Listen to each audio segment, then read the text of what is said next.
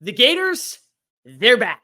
Okay, well, they're back playing actually on the gridiron. Their spring football wrapped up yesterday with the spring game, practice number 15, and there was a lot of highs. There was a little bit of lows, but for the most part, you feel pretty confident going into 2024 with what you currently have. So let's go ahead and break down some of the top takeaways from Gainesville in yesterday's final scrimmage. But if you're new here, well, welcome on into the channel, people. Make sure you like the video, hit the subscribe button, and leave a comment down below telling us your thoughts on Florida, what you can expect from the Gators going into a tumultuous year 3 underneath Billy Napier. Make sure you're following me on social media at Mr. Cole Thompson, TikTok, Facebook, Instagram. I got you covered. And if you want a question read live on air, make sure that you email me at colethompsonwriting@gmail.com or slide to the DMs. I love answering questions from fans, especially when it comes to our favorite sport. Plus, tell your friends, your family, your mortal enemies, best of bros, and really college football aficionados about this channel, because we're on the race not only to become the #1 YouTube show talking about our favorite sport, but the #1 community when it comes to Saturdays in the southern region. So, key takeaways from Florida's game yesterday. Number one, Graham Mertz, I think, has something. So do you remember a few years ago when Graham Mertz was being hyped up as the next great quarterback at Wisconsin? He was the #1 recruit that had ever committed to the Badgers underneath center. And he just didn't live to expectations. And that was a lot of pressure for a guy who never really, I thought, showed enough growth and potential. But people want to give him the benefit of the doubt. You listen to those in Madison, how they felt about him, and they said, well, let's just see until next year if he hits. Well, nothing ever happened. Luke Fickell comes in, you lose a guy in Paul Chryst, and now he goes down to Florida. And he showed promise last year, showed a lot of growth underneath Billy Napier's offense. Well, to me yesterday, what it felt like was he has got a handle on the wagon. He feels like he is in control, in command. There is not a lot of negativity around his games. He's no longer just going through the motions. He's actually feeling like he's taken that next step. Passes that last year he maybe wasn't comfortable making downfield to Ricky Pearsall, he has no problem hitting Eugene Wilson. He has no problem hitting Shamir DK. He has no problem going across the middle and slinging it around the yard. You also see that there's a little bit more command in his presence, to where last season you felt like maybe he was willing to take a sack, get the reset button. No, he's quick, he's timely, he's accurate, and he's making the right reads because if he feels more comfortable. Last season was about establishing himself as the full-time starter. This season, it feels more so like he is ready to take control. And you may have question marks when it comes to certain positions at Florida. I think interior offensive line is going to be one. Maybe the secondary has some hit and misses at times this year. But when it comes to quarterback, I think Florida's going to have a top half QB at least in the SEC for 2024. Another thing that really stands out, watch out for Eugene Wilson. Call him whatever you want, but Eugene Wilson, #3, is going to be a #1 target in the SEC over the next 2 years. He was phenomenal yesterday, weaving through traffic, finding avenues across the middle of the field. I think it was 7 catches for 107 yards, 1 touchdown, if I'm not mistaken. Maybe it was 2, but you saw last season the human highlight reel of what he could be. And that was with splitting reps with a guy like Ricky Pearsall and also establishing a run game with Trevor Etienne and Montreal Johnson. Now he is the head honcho. Now he is the bread and butter. And last year he was the #1 offensive playmaker. Well, now we're talking about not being the #1 offensive playmaker in Florida, but we're talking about one of the #1 playmakers in the SEC. He has that potential. And now it's all about building off of last year. You're a freshman, you come in, you don't want to ruffle feathers. What you want to do is establish yourself as an up-and-comer. He did that 10 times out of the bank. More importantly, he did that at midway through the regular season, especially when you watch back at some of those games. He was phenomenal. I think now you're looking at him to take over as a leader in the locker room, and more importantly, a guy that is going to create mismatches in the open field. And he did that yesterday. And so that's a major positive when it comes to your long-term status at the wide receiver spot. Shamir DK. The biggest thing that I loved about him, and I reached out to a buddy of mine that covers Florida not too long ago, and he said, just look out for DK. DK is going to deliver in 2024.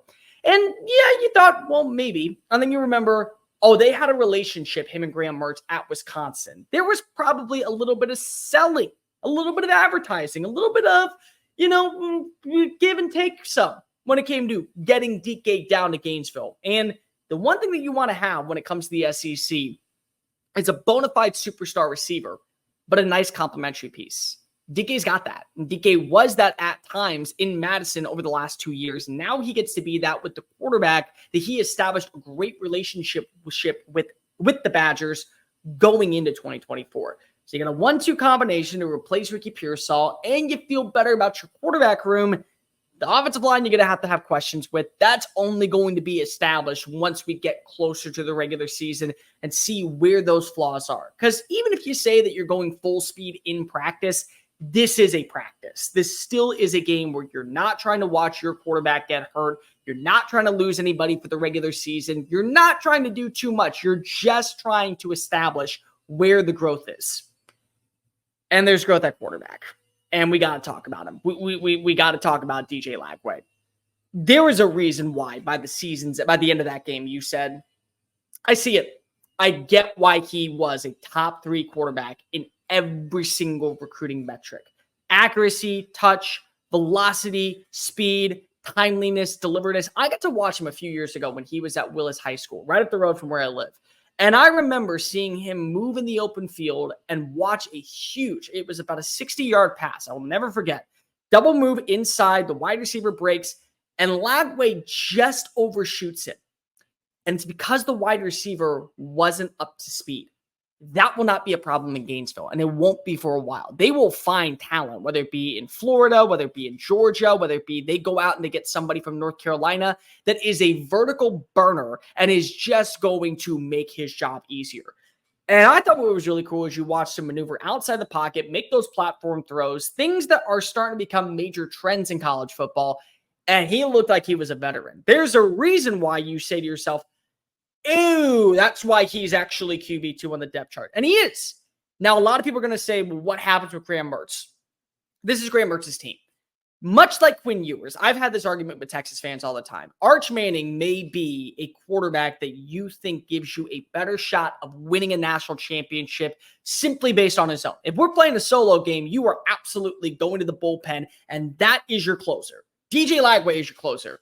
But Graham Mertz has earned the right to be a starter after what he did last year, how you've seen the improvements this year, and there's a confidence about him that just spills on over into Gainesville to where you feel he can be a guy that will deliver. Now, when he doesn't deliver, that's when you go ahead and use Lagway, which is why I don't think they're going to use the red shirt on him. But there will be design plays to where you get Lagway involved in the offense. There will be some plays to where you get Lagway implemented into the status if he sticks around. Now, I will say this. There is going to be rumors and speculation that somebody is going to make him an NIL offer. I tweeted out last night, somebody's going to make him an NIL offer, and Florida fans just lost their minds. I didn't say he was going to take it. Last season, you remember that big-time pass from Malik Murphy to Jonte Cook. It was a 60-yard bomb. Everyone erupted in Austin. And then immediately right after, you heard that there was NIL opportunities. Make sure that you go ahead and leave. Well, he didn't want to. He wanted to stay in Austin. He wanted to learn underneath Steve Sarkisian. That was a big deal for him.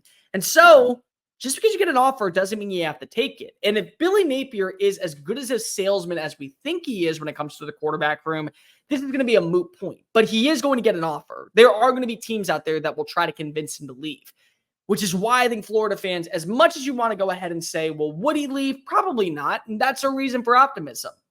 There are 2 more points I want to get to real fast. Defensively, they have some flaws. There is going to be some trepidation this year. I wonder about the linebacking room, but they do have some veteranship, which is a major win in the right direction and is a positive for them. They bring over the kid from Washington. He led the team yesterday with 6 tackles, if I'm not mistaken. And you do have new defensive coaches at the key areas. You no longer have Sean Spencer. You no longer have Jay Bateman. You still have Austin Armstrong. You bring over Ron Roberts from Auburn. You feel better. You can be optimistic, cautiously optimistic. The last point I got to get to, you got to get better at special teams. You saw the play. It's on Twitter. You saw it. I saw it. We all know what it is. You can't have 10 men lining up. That was your downfall last year. This was a team that didn't feel like a year 2 roster underneath Billy Napier. It felt like just going through the basics was just so fundamentally a problem that you still had to go ahead and get right back to square one.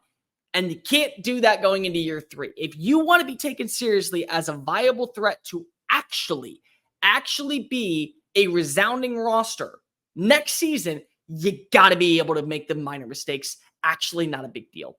You got to do the bare minimum. And it is a concern. It's a spring game. I'm not going to go too much into detail with it, but it is a concern.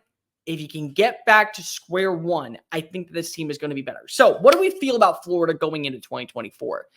They have a schedule made out of pure hell. I have no idea what Billy Napier did to piss off the college football devil, but he gave him a square one dish of pure malarkey in a year where you really have to impress. But here's what I will say. Moral victories don't count. I don't care what anybody wants to go out and say. You can go ahead and sell yourself that there's progression and we're almost there. No, it doesn't count. It's still an L on the chalkboard. But I do think if you can get past the minor things, literally lining up on 4th down for a punt, not getting too many false start calls, not allowing a turnstile in the backfield where Mertz is laying on his butt half of the game, there is at least a chance that you could be bowl eligible. And with this schedule, bowl eligible is basically like 9-3. Maybe you can even say 8-4. 6-6 is a good record. And I think they're going to be competitive. If you get the version we saw yesterday without the mistakes on the field, this will be a team that will gain respect among SEC peers. Now, the record won't say it, but at least you can say to yourself, I feel pretty good about the direction Billy Napier is taking this team. At that point, it'll be up to Scott Strickland and the boosters to decide, do they want to keep him around for one more season now that Lagway is going to be the starter, or is he going to hightail it out of there and they're going to risk potentially losing a quarterback that might end up being the second coming of what you had in Tim Tebow. Make sure you like the video, comment down below. What is your thoughts on Florida going into 2024? Make sure that you tell your friends, your family, your mortal enemies, best of bros, Florida fans, SEC faithful, college football aficionados everywhere about this channel, because we're not trying to become the #1 YouTube show talking about our favorite sport. We're trying to become the #1 college football community on this app. Make sure that you also follow me on social media, TikTok, Facebook, Instagram, wherever you get your listening systems, at Mr. Cole Thompson. And if you want a question read live on air, make sure that you go ahead and email me at colethompsonwriting@gmail.com or slide in the DMs on Twitter. Love answering fans, and I love being able to do this content every single day. Until next time, folks, I'm Cole Thompson. As always, later.